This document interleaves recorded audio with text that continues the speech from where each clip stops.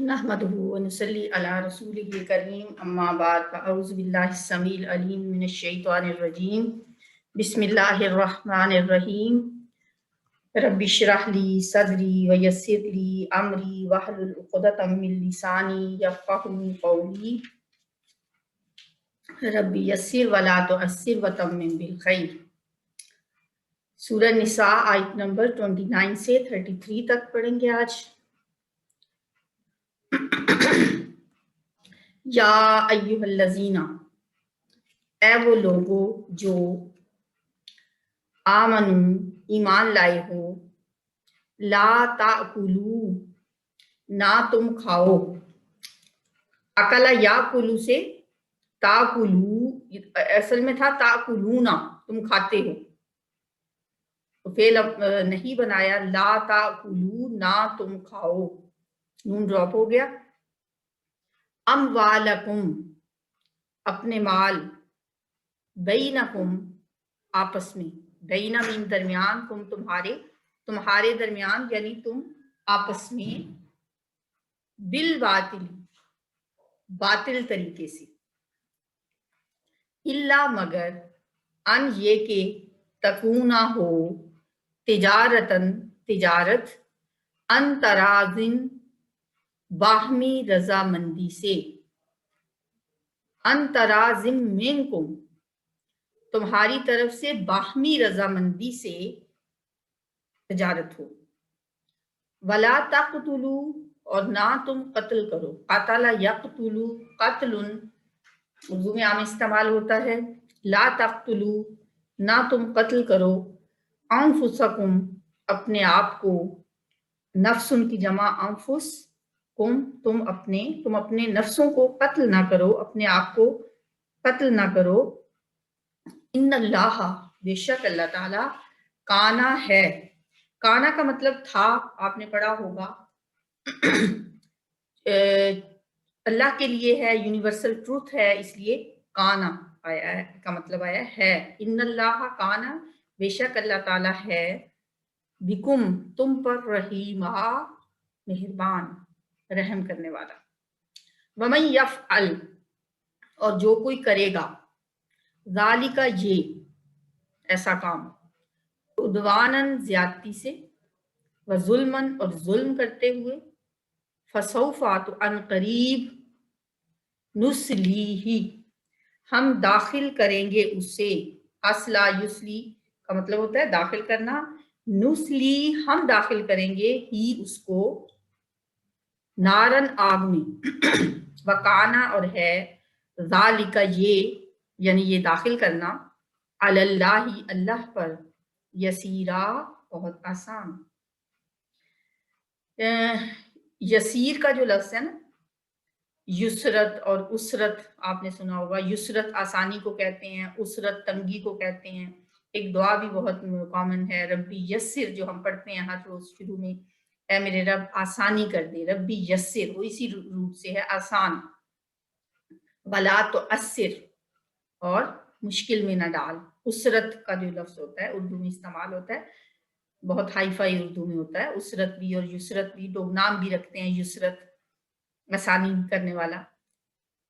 रब्बी यस्सिर वला तो अस्सिर व तम्मिम बिल खैर, और खैर व आफियत से मेरा ये काम तमाम कर देना। तो कोई भी काम शुरू करने से पहले ये दुआ हमें मांगनी चाहिए। तो यसीरा का मतलब है बहुत आसान, अल्लाह पर ये बहुत आसान है। इन अगर तजतनिबू तुम इज्तनाब करो, इज्तनबा यज्तनिबू इसका मस्दर है इज्तनाबुन, अगर तुम इज्तनाब करो, अगर तुम बचते रहो, कबाइरा कबीरा गुनाहों से, माँ जो के तुनहौना तुम मना किए जाते हो,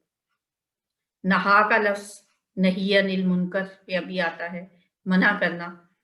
माँ तो नहौना ये मजहूल है, जो तुम मना किए जाते हो, अनहु उनसे, नुकफ़िर हम मिटा देंगे, कफ़ारा युकफ़िरु तकफ़ीरुन मिटा देना, दूर कर देना, नून मीन हम मिटा देंगे, नहनु इसका फाइल है, सय्यातिकुम तुम्हारी बुराइयां, तुम्हारे गुनाह, सय्यातुन की जमा सय्यात تمہارے گناہ تمہاری برائیاں ہم تم سے دور کر دیں گے۔ وَنُدْخِلْكُمْ اور ہم داخل کریں گے تمہیں، ادخل یدخل داخل کرنا، ندخل ہم داخل کریں گے، اس کا بھی نحن فاعل ہے جو اس کے اندر ہی چھپا ہوا ہے، ندخلہم ہم داخل کریں گے تمہیں، مدخلاً کریما عزت کی جگہ میں، عزت کے ساتھ داخل کرنا۔ وَلَا تَتَمَنَّوْا اور نہ تم تمنا کرو، تَتَمَنَّوْا تم تمنا کرو، وَلَا تَتَمَنَّوْا اور نہ تم تمنا کرو، ما اس کی جو فضل اللہ فضیلت دی ہے اللہ تعالیٰ نے، فضل یفضل تفضیل فضیلت دینا، جو اللہ نے فضیلت دی ہے، بھی اس کی، بعضکم تم میں سے بعض کو، علی بعض بعض پر، للرجالی مردوں کے لیے، لام حرف جر ہے، رجال رجل کی جمع، مردوں کے لیے، نصیب حصہ ہے، مما اس میں سے جو اکتسبو انہوں نے کمایا، وللنساء اور عورتوں کے لیے، نصیب حصہ ہے، مما اس سے جو اکتسبنا وہ کماتی ہیں، مما اکتسبنا اگر ہم اس کو اکٹھا پڑھتے ہیں تو اس میں سے جو وہ کماتی ہیں، اکتسب یکتسب اکتساب جو ہے اسی میں سے یہ جمع مؤنث غائب کا صیغہ ہے، اکتسبو تھا جمع مذکر غائب اور یہ ہے جمع مؤنث غائب کا صیغہ، اکتسبنا جو انہوں نے کمایا یعنی ان عورتوں نے کمایا، واسأل اللہ اور تم مانگتے رہو اور تم سوال کرو، اللہ سے، اور تم اللہ سے سوال کرو، اللہ سے مانگو، من فضل ہی اس کا فضل، اس کے فضل کے بارے میں تم اس سے سوال کرو، اللہ سے اس کا فضل مانگو، ایک دوسرے کو دیکھ کر تمنا نہ کرو کہ یہ چیز مجھے کیوں نہیں ملی، اللہ سے اس کا فضل مانگو۔ ان اللہ بے شک اللہ تعالیٰ کانا ہے، بِكُلِّ شَيْءٍ عَلِيمًا ہر چیز کا علم رکھنے والا، ہر چیز کو خوب جاننے والا، علیما، وَلِكُلٍّ اور ہر ایک کے لیے، جعلنا ہم نے بنا دیے ہیں، موالیا وارث حقدار، مما اس سے جو تارکا چھوڑ جائیں، الوالدانی والدین، والاقربون اور قریبی رشتہ دار، والذین اور جن لوگوں سے عقدت عہد کیا ہے، عقد باندھنے کو کہتے ہیں، گرا باندھنا، عہد کرنا، ایمانکم تمہاری قسموں نے، یا مضبوط باندھی ہیں تم نے قسمیں، ایمان یمین کی جمع، جو جن لوگوں سے تم نے مضبوط قسمیں باندھی ہیں یا تم نے عہد کیا ہے تمہاری قسموں نے، فآتوہم تو دو ان کو، نصیبہم ان کا حصہ، ان اللہ بے شک اللہ تعالی، کانا ہے، علی اوپر، کل شیء ہر چیز پر، شہیدہ گواہ۔ یا ایھا الذین آمنوا اے لوگو جو ایمان لائے ہو، لا تأکلوا اموالکم بینکم بالباطل نہ کھاؤ اپنے مال تم آپس میں باطل طریقے سے، مگر یہ کہ ہو تجارت باہمی رضامندی سے تمہاری طرف سے، اور نہ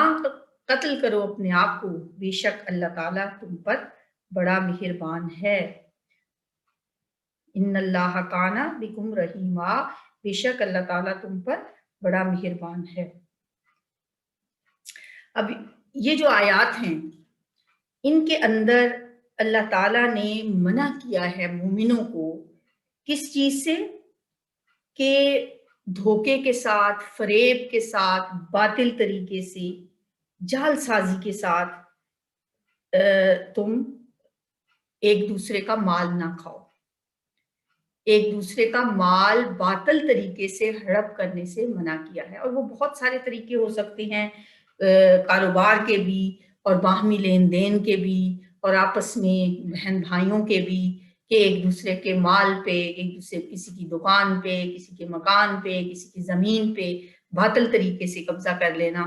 اور ہاں جائز کیا ہے؟ ان تکون تجارتن ان تراضٍ منکم، یہ کہ باہمی رضامندی سے تم تجارت کرو، یہ چیز جائز ہے، ان تراضٍ منکم، باہمی رضامندی سے دونوں فریق راضی ہوں، اس میں کوئی منع نہیں ہے۔ اور اس کے علاوہ دیکھیں باہمی رضامندی سے تجارت بھی حلال وہ ہے جو خود حلال ہو، یہ نہ ہو کہ وہ چیز خود ہی ناجائز ہو، یہ شرط ہے کہ یہ لین دین حلال چیزوں کا ہو۔ حرام چیزوں کا اگر کاروبار کریں گے تو بے شک وہ باہمی رضامندی سے بھی ہو تو وہ ناجائز ہی سمجھا جائے گا۔ وَلَا تَقْتُلُوا أَنفُسَكُمْ، اور نہ قتل کرو اپنے آپ کو، اور نہ مارو اپنے آپ کو، بے شک اللہ تعالیٰ ہے تم پر بڑا مہربان۔ اب یہ جو قتل کرنا ہے اس کے کئی معنی لیے گئے ہیں، بعض نے تو اس سے مراد خودکشی لی ہے جو کبیرہ گناہ ہے اور ہلاکت کا باعث بھی ہے، اور ویسے بھی کہا یہ جاتا ہے کہ جو شخص بھی خودکشی کرتا ہے وہ پھر اس کے بعد قیامت کے دن جہنم میں جس طریقے سے اس نے اپنے آپ کو مارا بس اسی طرح وہ اپنے آپ کو مارتا رہے گا، جس نے کسی سے تلوار سے اپنے آپ کو مارا یا زہر کھائی تو اسی طرح سے وہ کرتا رہے گا پھر۔ لیکن زیادہ تر مفسرین کا یہ خیال ہے کہ اس سے مراد تقتلوا انفسکم کا مطلب ہے کہ آپس میں اپنے بھائی بندوں کو قتل نہ کرو، جس طرح اوپر فرمایا نا آپس میں ایک دوسرے کے مال نہ کھاؤ، اسی طرح یہ کہا کہ ایک دوسرے کو قتل بھی نہ کرو۔ لیکن ایک دوسرے کو جو قتل کرنا ہے اور ایک دوسرے کا جو مال ہڑپ کرنا ہے، یہ دونوں چیزیں آپس میں لازم و ملزوم بھی ہیں۔ نبی صلی اللہ علیہ وسلم نے آخری اپنے خطبے میں کیا فرمایا تھا کہ تمہارے لیے تمہاری جان اور مال اور عزت بھی اسی طرح محترم ہے جس طرح یہ دن، یہ جگہ اور یہ مہینہ قابل احترام ہے۔ تو ظاہر ہے جب کاروبار کے چکر ہوتے ہیں، مال کے چکر ہوتے ہیں اور مال میں ایک دوسرے کا مال ہڑپ کیا جاتا ہے تو پھر ایک نوبت جو ہے وہ قتل تک بھی بعض اوقات پہنچ جاتی ہے۔ ایک تیسرا مفہوم اس کا یہ ہے کہ اپنے آپ کو ہلاکت میں نہ ڈالو، یعنی یہ کام اگر تم کرو گے تو گویا تم اپنے آپ کو ہلاکت میں ڈال رہے ہو، اپنے آپ کو ہلاک کر رہے ہو۔ کسی کا مال باطل طریقے سے کھانا یہ اپنا ہی نقصان ہے، اپنے آپ کو ہلاکت میں ڈال ہے۔ جیسا کہ ایک اور حدیث اس سے ملتی جلتی بات کے ساتھ آپ کو شاید سمجھ آ جائے گی کہ ایک دفعہ حضرت عمر بن عاص فرماتے ہیں، وہ کہتے ہیں کہ بہت سردی کا موسم تھا اور مجھے رات کے وقت میں جب اٹھا فجر کے لیے اور مجھے حاجت تھی کہ میں غسل کروں، لیکن اتنی سخت سردی تھی اور اتنا سخت ٹھنڈا پانی تھا کہ مجھے اندیشہ لاحق ہوا کہ نہانے سے میری جان جانے کا خطرہ ہوگا۔ تو میں نے تیمم کر کے اپنی جماعت کو صبح کی نماز پڑھا دی، غسل نہیں کیا۔ جب ہم وہاں سے واپس آئے، نبی صلی اللہ علیہ وسلم کی خدمت میں حاضر ہوئے تو میں نے یہ واقعہ آپ کو سنایا تو آپ صلی اللہ علیہ وسلم نے فرمایا کیا تو نے اپنے ساتھیوں کو جنابت کی حالت میں نماز پڑھا دی؟ میں نے کہا حضور سخت سردی تھی اور مجھے اپنی جان جانے کا اندیشہ تھا، تو مجھے یاد آیا کہ اللہ نے فرمایا ہے کہ اپنے آپ کو ہلاکت میں نہ ڈالو، وَلَا تَقْتُلُوا أَنفُسَكُمْ، تو میں نے یہ سوچا کہ اللہ رحیم ہے، میں نے تیمم کر کے نماز پڑھا دی۔ تو نبی صلی اللہ علیہ وسلم یہ سن کر مسکرا دیے اور مجھے کچھ نہ فرمایا۔ تو یہاں سے ایک بات ہمیں یہ بھی پتہ چلتی ہے کہ اس کو کہا جاتا ہے حدیث تقریری، جس بات پہ نبی صلی اللہ علیہ وسلم کچھ نہ کہیں، خاموشی اختیار کریں تو وہ حدیث تقریری ہوتے ہے۔ ایک تو قولی ہوتی ہے نا جس میں آپ کچھ فرماتے ہیں، آپ کا قول ہوتا ہے، ایک فعلی ہوتا ہے جو آپ کا عمل صحابہ بیان کرتے ہیں، ایک ہوتا ہے کہ آپ صلی اللہ علیہ وسلم نے اس کو سن کے خاموشی اختیار کی، آپ صرف مسکرا دیے، یعنی آپ نے اس کو ایک طرح سے اس کے لیے ایک سائلنٹ اپروول دے دی، خاموش رہ کے آپ نے اپروول دے دی کہ یہ بات ٹھیک ہے، یہ جائز ہے۔ تو یہ بھی اس آیت کا مطلب ہے کہ اپنے آپ کو ہلاکت میں نہ ڈالو، یعنی اگر تم ناجائز طریقے سے دوسروں کا مال کھاؤ گے تو گویا تم اپنے آپ کو ہلاکت میں ڈال رہے ہو۔ ان اللہ کان بکم رحیما، اللہ رحیم ہے تو اس کی صفت رحیمی کا تقاضا پھر کیا ہے کہ ہم بھی آپس میں رحیم بنے، ایک دوسرے کے لیے، ایک دوسرے کے لیے ایسے بنے رحماء بینہم، جیسا کہ قرآن میں آتا ہے کہ آپس میں رحیم، محبت کرنے والے، شفقت کرنے والے، دوسروں کا خیال رکھنے والے، دوسروں کی چیزوں پہ نظر ڈالنے رکھنے والے نہیں، بلکہ ہر ایک کو اس کا حق دینے والے اور رحم اور محبت میں جیسے کہ حدیث میں آتا ہے کہ مسلمان جسد واحد کی طرف سے. ایک شعر بھی ہے کہ وہ حلقہ یاراں تو بریشم کی طرح نرم، رزم حق و باطل ہو تو فولاد ہے مومن. کافروں کے ساتھ یہ سخت ہو جاتے ہیں لیکن آپس میں ریشم کی طرح نرم اور رحیم اور محبت کرنے والے ہوتے ہیں. تو اللہ یہاں پہ اپنی صفت رحیمی کا تذکرہ اسی لیے فرما رہے ہیں. وَمَن يَفْعَلْ ذَلِكَ عُدْوَانًا وَظُلْمًا فَسَوْفَ نُصْلِيهِ نَارًا، اور جو ایسا کرے گا زیادتی اور ظلم کرتے ہوئے تو ہم قریب ہم اسے آگ میں داخل کریں گے. اور یہ اللہ پر بہت آسان ہے، اللہ کے لیے کچھ مشکل نہیں کہ وہ بندوں کو آگ میں ڈال دے. یعنی اللہ کو اس کے لیے کچھ سوچنا نہیں پڑے گا، کچھ اللہ کو اس کے لیے کوئی بہت پلاننگ نہیں کرنی پڑے گی. اللہ کے لیے تو ہر کام بہت آسان ہے، جس طرح اسی طرح اللہ کے لیے یہ کام بھی بہت آسان ہے. وَكَانَ ذَلِكَ عَلَى اللَّهِ يَسِيرًا. اگلی آیت میں ایک بہت ہی ایک ایسا مسئلہ بیان کیا جا رہا ہے جو کہ 3 دفعہ قرآن میں یہ بات آئی ہے، اور یہ بہت ہی ہمارے لیے ایک جب بھی میں یہ آیات پڑھتی ہوں تو ایک دل کو تسلی سی بھی ہوتی ہے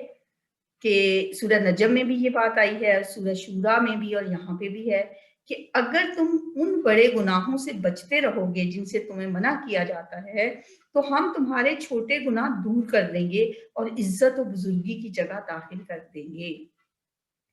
کبیرہ گناہوں سے بچتے رہو تو صغیرہ گناہ اللہ تعالیٰ معاف فرما دیں گے اور تمہیں عزت کی جگہ پہ داخل کر دیں گے. اسی مفہوم کی آیات 1-2 جگہ اور بھی آئی ہیں. تو اب پہلے تو ہمیں یہ دیکھنا ہے کہ کبیرہ اور صغیرہ ہوتا کیا ہے. کبیرہ گناہ کی تعریف میں مختلف لوگوں میں علماء میں اختلاف ہے. بعض کہتے ہیں کہ وہ گناہ جن پر حد مقرر ہے یعنی قتل کے بدلے قتل ہے اور ہاتھ کاٹنا، یہ جو حدود ہیں یہ کبیرہ ہیں. بعض کے نزدیک وہ گناہ جس پر قرآن میں یا حدیث میں کوئی وعید آئی ہو یا لعنت آئی ہو وہ کبیرہ ہے. اور بعض کہتے ہیں ہر وہ کام جس سے اللہ نے یا اس کے رسول نے منع کر دیا اور بطور تحریم کے روک دیا، کہ ان میں سے اگر دیکھا جائے تو یہ 3 اقوال ہیں، لیکن اگر ہم دیکھیں تو میرا خیال ہے کہ ان میں سے کوئی ایک بات بھی اگر وہ کسی گناہ میں پائی جائے تو وہ کبیرہ گناہ ہی ہوتا ہے. اور کبیرہ گناہ جو ہیں چھوٹی چھوٹی کتابیں بھی ہمیں مل جاتی ہیں جن میں سارے کبائر، میرے پاس بھی ایک چھوٹی سی کتاب تھی اس کا نام تھا کتاب الکبائر، بڑے بڑے گناہ جو ہوتے ہیں. تو اس کے علاوہ جو ہم صغیرہ گناہ ہوتے ہیں اگر ان کو بھی ہم ہلکا سمجھ کے کرتے رہیں، اس پہ اصرار کریں اور اس کو کرتے ہی چلے جائیں تو وہ بھی کبائر میں شمار ہونے لگتے ہیں. اب کبیرہ اور صغیرہ کو اگر یوں دیکھیں ہم کہ ایک ہوتا ہے بالکل چھوٹا سا کام کہ جیسے ہم نے نیکی، جیسے نیکی بھی اسی طرح چھوٹی بھی ہوتی ہے بڑی بھی ہوتی ہے، اسی طرح گناہ بھی چھوٹے اور بڑے ہوتے ہیں. نیکی میں جیسے دیکھیں ایک شخص ہے وہ جہاد کرتا ہے اور دوسرا شخص ہے وہ راستے میں جاتے جاتے کوئی تکلیف دہ چیز راستے سے ہٹا دیتا ہے. اب نیکی تو دونوں نے کی ہے لیکن وہ نیکی اور اس نیکی میں جیسے فرق ہے، اسی طرح گناہ بھی ایک شخص ہے وہ چوری کرتا ہے، ڈاکہ ڈالتا ہے، قتل کرتا ہے، ماں باپ کی نافرمانی کرتا ہے، اور دوسری طرف کوئی ایسا شخص ہے جو کوڑا پھینک دیتا ہے گلی میں. لیکن اب دیکھا یہ جائے گا کہ وہ جو کوڑا پھینکنے والا ہے وہ اگر اس کو ہلکا سمجھ رہا ہے، وہ سمجھتا ہے کہ یہ کوئی گناہ ہی نہیں ہے اور کرتا چلا جاتا ہے، اور اس کے اثرات لوگ تنگ ہوتے ہیں، اس سے لوگوں کو تکلیف پہنچتی ہے. ہو سکتا ہے اس نے کوئی کوڑا پھینکا، اس پہ کوئی پھسل کے گر گیا یا کسی کو اذیت اس سے ہوئی تو وہ کبائر کے درجے تک پہنچ جاتے ہیں. تو اللہ تعالیٰ یہاں یہ فرما رہے ہیں کہ اگر تم چھوٹے گناہوں سے بچتے رہو گے جن سے تمہیں منع کیا جاتا ہے تو ہم تمہاری برائیاں تم سے دور کر دیں گے، تمہارے صغیرہ گناہ معاف کر دیں گے اور تمہیں عزتوں والی جگہ میں داخل کر دیں گے. تو اللہ تعالیٰ سے دعا ہے کہ وہ ہمیں کبائر سے بچنے کی توفیق عطا فرمائے. لیکن کبائر سے بچنے کے ساتھ ساتھ فرائض کا اہتمام بہت ضروری ہے. اگر ہم فرائض کا اہتمام نہیں کرتے ہیں، نماز نہیں پڑھتے ہیں اور جو اللہ کی طرف سے ہمیں حکم ملے ہیں ان کو ہم پورا نہیں کرتے ہیں تو پھر کیا فائدہ کہ انسان کہے کہ میں تو اس گناہ سے بچ گیا ہوں لیکن جو اللہ کے احکام ہیں ان کو میں پورا نہیں کر رہا ہوں. اچھا، ایک مسند احمد میں حضرت سلمان فارسی سے روایت ہے کہ حضور صلی اللہ علیہ وسلم نے فرمایا جانتے ہو جمعے کا دن کیا ہے؟ فرماتے ہیں میں نے جواب دیا کہ یہ وہ دن ہے جس میں اللہ نے ہمارے باپ حضرت آدم علیہ السلام کو پیدا کیا۔ آپ نے فرمایا سنو، اب جو میں جانتا ہوں وہ سنو، جو شخص اس دن اچھی طرح پاکیزگی حاصل کرے، نماز جمعہ کے لیے آئے اور نماز ختم ہونے تک خاموش رہے تو اس کا یہ عمل اگلے جمعے تک گناہوں کا کفارہ ہو جاتا ہے۔ یہ صغیرہ گناہوں کا کفارہ ہو جاتا ہے۔ جیسے ایک نماز سے دوسری نماز تک بیچ میں انسان جو چھوٹے موٹے گناہ کرتا ہے وہ اللہ تعالیٰ معاف فرما دیتا ہے۔ وضو کرنے سے سارے گناہ دھل جاتے ہیں۔ بعض حدیث سے پتہ چلتا ہے جو صبح کے ٹائم جو شخص سبحان اللہ و بحمدہ 100 دفعہ پڑھتا ہے، اللہ تعالیٰ اس کے سارے گناہ معاف کر دیتے ہیں، چاہے وہ سمندر کی چھاپ کے برابر ہوں۔ تو اسی طرح اس حدیث میں بھی آپ نے یہی فرمایا کہ ایک جمعے سے اگلے جمعے تک کے گناہوں کا کفارہ ہو جاتا ہے جب تک کہ وہ قتل سے بچا ہوا ہے۔ ایک مرتبہ رسول اللہ صلی اللہ علیہ وسلم نے خطبہ سناتے ہوئے فرمایا اس رب کی قسم جس کے ہاتھ میں میری جان ہے، 3 مرتبہ آپ نے یہی فرمایا، پھر آپ نے سر نیچا کر لیا۔ صحابہ فرماتے ہیں ہم نے بھی سر نیچا کر لیا اور لوگ رونے لگے اور ہمارا دل دہل گیا کہ اللہ جانے اللہ کے رسول نے کس چیز پر قسم کھائی ہے اور پھر کیوں خاموشی اختیار کی ہے۔ تھوڑی دیر میں آپ صلی اللہ علیہ وسلم نے سر اٹھایا اور آپ کا چہرہ حشاش بشاش تھا، جس سے ہم اس قدر خوش ہوئے کہ اگر ہمیں سرخ رنگ کے اونٹ بھی ملتے تو اس قدر ہم خوش نہ ہوتے۔ آپ صلی اللہ علیہ وسلم فرمانے لگے جو بندہ 5 نمازیں پڑھے، رمضان کے روزے رکھے اور زکوٰۃ ادا کرتا رہے اور 7 کبیرہ گناہوں سے بچے، اس کے لیے جنت کے سب دروازے کھل جائیں گے اور اسے کہا جائے گا سلامتی کے ساتھ اس میں داخل ہو جائے۔ اب وہ 7 گناہ کون سے ہیں؟ جن 7 گناہوں کا اس میں ذکر ہے ان کی تفصیل پھر ہمیں بخاری و مسلم کی حدیث میں اس طرح ملتی ہے کہ آپ نے فرمایا ان 7 گناہوں سے بچو جو ہلاک کرنے والے ہیں۔ پوچھا گیا یا رسول اللہ وہ کون سے گناہ ہیں؟ فرمایا اللہ کے ساتھ شرک کرنا اور اسے قتل کرنا جس کا قتل کرنا حرام ہو۔ ہاں اگر کسی شرعی عذر سے شرعی وجہ سے اس کا خون حلال ہو گیا ہو تو وہ اور بات ہے۔ کس طرح جیسے قتل کے بدلے میں قتل ہوتا ہے، بعض اوقات ہوتا ہے نا کہ سزا کے طور پہ حد نافذ کرنے کے لیے، تو وہ حلال ہو جاتا ہے۔ الا بالحق بھی آتا ہے نا قرآن میں، الا بالحق، تو یہ بھی وہی ہے۔ اور جادو کرنا اور سود کھانا اور یتیم کا مال کھانا اور میدان جنگ سے کفار کے مقابلے سے بھاگ کھڑا ہونا اور بھولی بھالی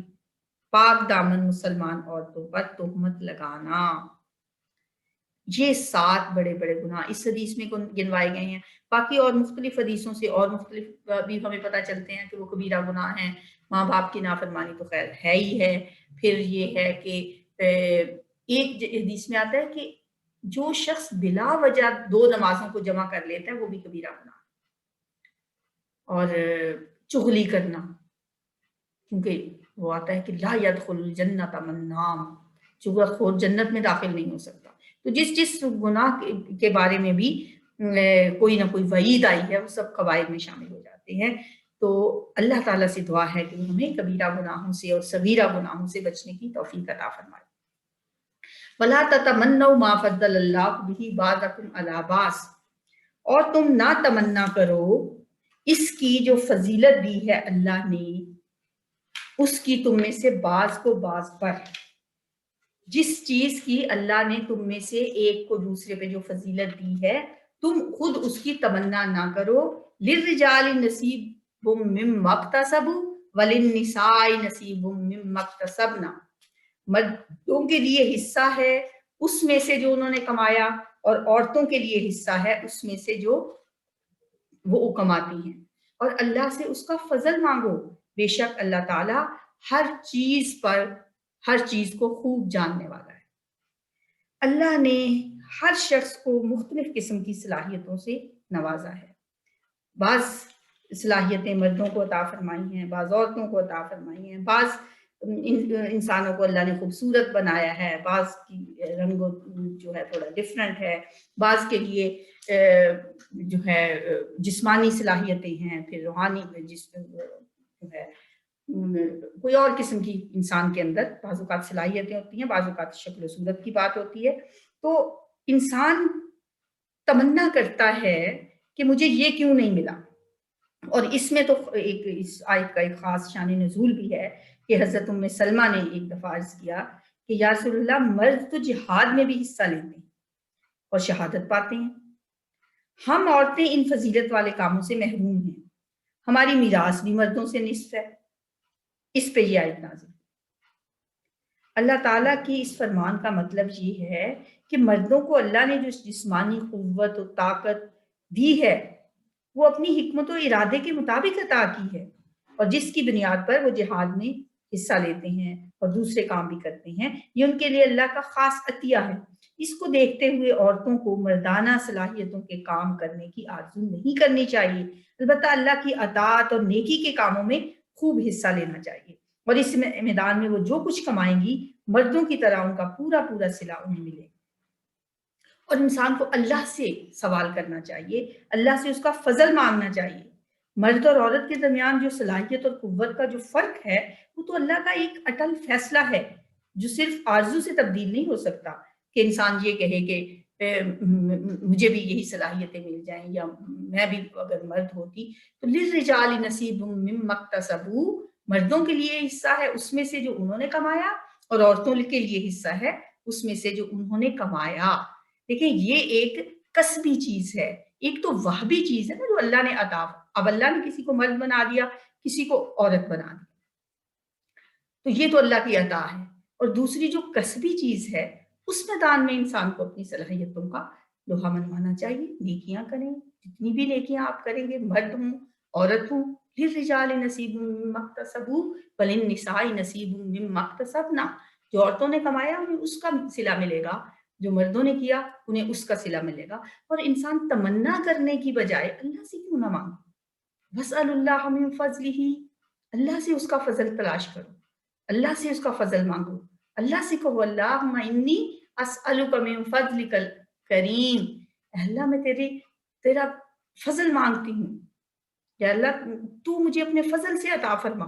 क्योंकि ये जो एक तमन्ना होती है ना, ये आहिस्ता-आहिस्ता एक ये उसकी हसद की शक्ल अख्तियार कर लेती है, और फिर इंसान के दिल में ये बात जो है वो आती है कि ये चीज़ जो इसके पास है, ये मुझे मिल जाए, ये अगर मुझे नहीं मिल सकती, तो इसके पास भी ना रहे। तो ये हसद है, और जिसके बारे में बहुत वईद है उसके बारे में भी, कि हसद करना इंसान की नेकियों को इस तरह खा जाता है जिस तरह से सूखी लकड़ी को आग खा जाती है। तो इसलिए वला ततमन्नऊ मा फज़्ज़ल अल्लाह। तो आज से हम अपने लिए अमल की ये बात निकाल लें कि किसी को देख के बस हमें ये नहीं सोचना कि ये मेरे पास ये चीज़ क्यों नहीं है, उसकी चीज़ है वो उसके पास रहे।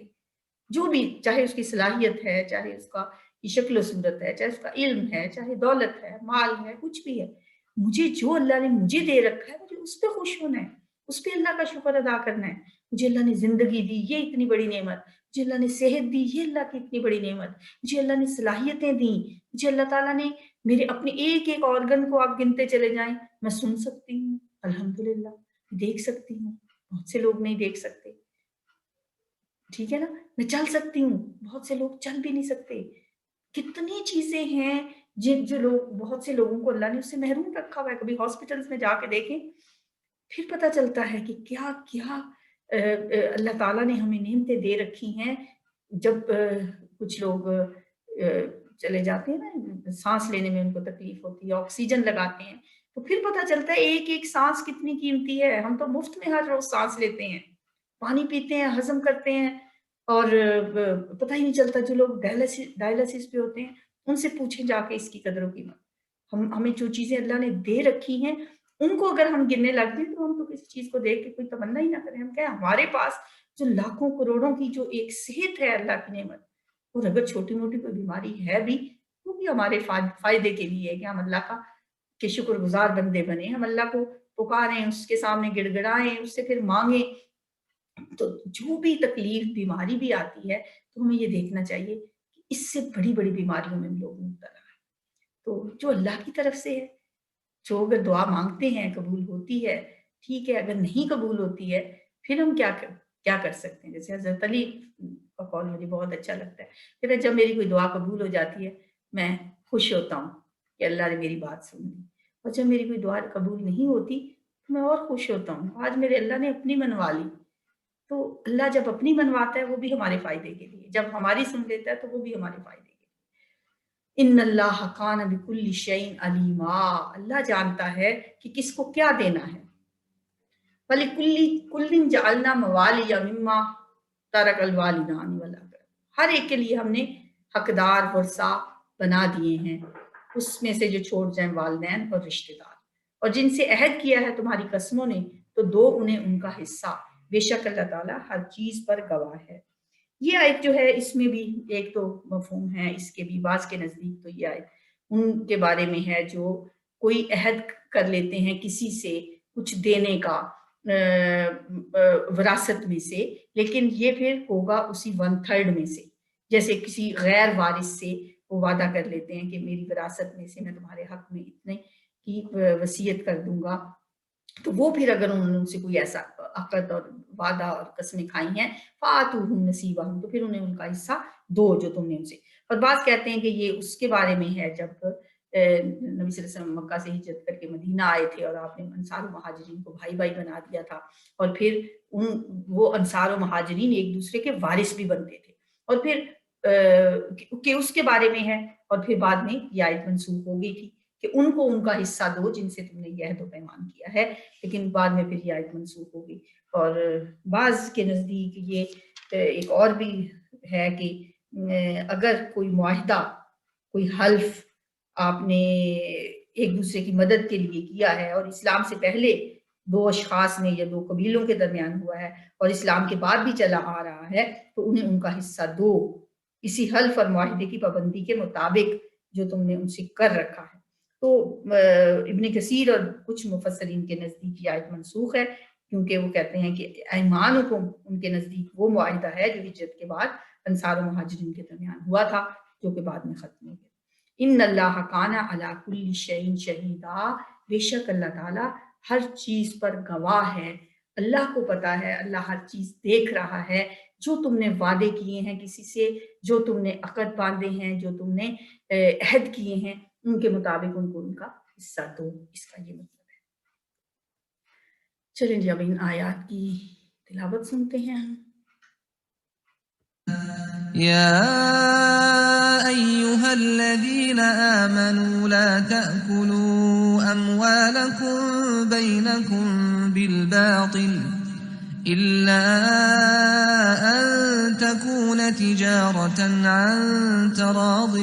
منكم ولا تقتلوا أنفسكم إن الله كان بكم رحيما ومن يفعل ذلك عدوانا وظلما فسوف نصليه نارا وكان ذلك على الله يسيرا إن تجتنبوا كبائر ما تنهون عنه نكفر عنكم سيئاتكم وندخلكم مدخلا كريما ولا تتمنوا ما فضل الله به بعضكم على بعض للرجال نصيب مما اكتسبوا وللنساء نصيب مما اكتسبن واسألوا الله من فضله إن الله كان بكل شيء عليما ولكل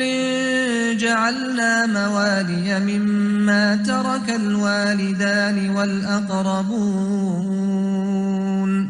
والذين عقدت أيمانكم فآتوهم نصيبهم إن الله كان على كل شيء شهيدا